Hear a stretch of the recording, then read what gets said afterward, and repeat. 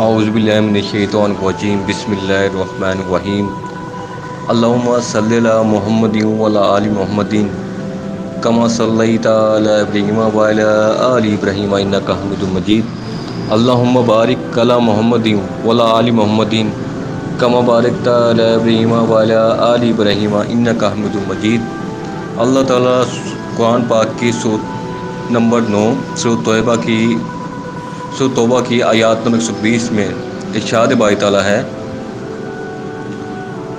تفسیر و ترجمہ: مدینے میں رہنے والے لوگوں اور ان کے گرد رہنے والے بدوؤں یعنی مزینہ، جہینہ، اسجا، اسلم اور غفار وغیرہ قبائل کے لوگوں کو حکم دیا گیا کہ تنگی اور تکلیف میں بھی آپ صلی اللہ علیہ وآلہ وسلم کے ساتھ رہیں اور مشکل مواقع پر پیش آنے والے تمام مصائب و آلام میں خوش دلی کے ساتھ آپ کے ہمراہ رہیں۔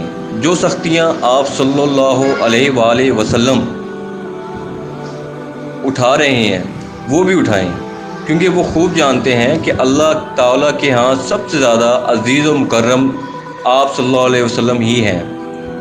تو جب آپ صلی اللہ علیہ وسلم اتنی عزت و کرامت کے باوجود ان سختیوں اور مشکلات کا سامنا کر رہے ہیں، تو پھر سب کا حق ہے کہ جن چیزوں کا سامنا آپ صلی اللہ علیہ وآلہ وسلم کر رہے ہیں وہ بھی کریں، اور آپ کی جان عزیز کی خاطر اپنی جانوں کی نہ پرواہ کریں، نہ ان کی کوئی قدر و قیمت سمجھیں۔ کجا یہ کہ رسول صلی اللہ علیہ وسلم تو اپنی جان اور اپنی راحت اور آرام سب کچھ قربانی کے لیے پیش کریں، اور یہ اپنی جانیں بچا بچا کر رکھیں، یہ کبھی بھی ان کا حق نہیں بنتا۔ عبداللہ بن حشام رضی اللہ عنہ فرماتے ہیں کہ ہم نبی صلی اللہ علیہ وآلہ وسلم کے ساتھ تھے، آپ نے عمر بن خطاب رضی اللہ عنہ کا ہاتھ پکڑا ہوا تھا۔ عمر رضی اللہ عنہ نے آپ صلی اللہ علیہ وسلم سے کہا، یا رسول اللہ صلی اللہ علیہ وسلم، یقین آپ مجھے ہر چیز سے زیادہ محبوب ہیں سوائے میری جان کے۔ تو نبی صلی اللہ علیہ وسلم نے فرمایا، نہیں، اس ذات کی قسم جس کے ہاتھ میں میری جان ہے، یہاں تک کہ میں تمہیں تمہاری جان سے بھی زیادہ محبوب ہو جاؤں۔ تو عمر نے فرمایا، تو پھر یقین کیجئے کہ اب اللہ کی قسم آپ صلی اللہ علیہ وآلہ وسلم مجھے میری جان سے بھی زیادہ محبوب ہیں۔ تو نبی صلی اللہ علیہ وسلم نے فرمایا، اب اے عمر تو کامل مومن ہوا۔ اس قرآن شریف کی ہر آیات ہماری یہ دور گزر رہا ہے اس کی عکاسی کرتی ہے۔ اب دیکھیں اس میں صلی اللہ علیہ وسلم دین ایسے قائم نہیں ہوا۔ حضرت صلی اللہ علیہ وسلم اللہ تعالیٰ کے محبوب ترین بندے اور محبوب تھے اور رسول تھے، انہوں نے بھی کتنی سختیاں جھیلی ہیں اس دین کو پھیلانے کے لیے، اپنا خون تک بہا ہے، 40 سال کی عمر میں غزوات لڑی ہیں، جنگیں لڑی ہیں، 27 غزوات لڑی ہیں، جس میں سے 4 حج کیے انہوں نے۔ اور ہمارے یہاں دیکھ لیں، ایک عام بندے نے 40 سال 50 سال کی عمر میں پتہ کتنے حج کر چکا ہوتا ہے وہ، کتنے عمرہ کر چکا ہوتا ہے وہ،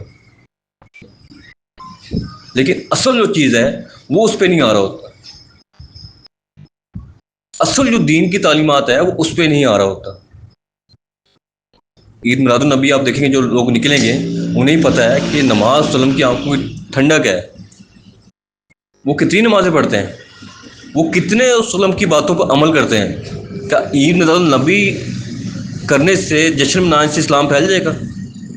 اس ٹائم جو ملک کے حالات ہو رہے ہیں، جو اسلام کے حالات ہو رہے ہیں، اور وہ اس میں عید میلاد النبی منائیں، نکلیں باہر، ٹھیک ہے، نمازیں نہ پڑھ رہے ہوں، زکوٰۃ نہ دے رہے ہوں، کس چیز پہ عمل نہ کر رہے ہوں، صرف یہ کرنے سے بخشے جائیں گے؟ ایسا نہیں ہے، بالکل نہیں۔ اللہ تعالیٰ سے دعا ہے اللہ تعالیٰ ہمیں صحیح دین کو سمجھنے کی توفیق عطا فرمائے۔ اللہ تعالیٰ سے دعا ہے اللہ تعالیٰ جو آیات پڑھی ہے، تفسیر پڑھا ہے، ترجمہ پڑھا ہے، اس میں غلطی ہو تو کوتاہی ہو تو معاف فرما دے، اور اس پر عمل کرنے، اس کو سمجھنے کی توفیق عطا فرما اور دوسروں تک پہنچانے کی توفیق عطا فرما۔ اللہ تعالیٰ سے دعا ہے اللہ تعالیٰ ہم قرآن شریف کو ترجمے کے ساتھ پڑھنے، سمجھنے، اس پر عمل کرنے کی توفیق عطا فرمائے۔ جزاک اللہ۔ Please subscribe.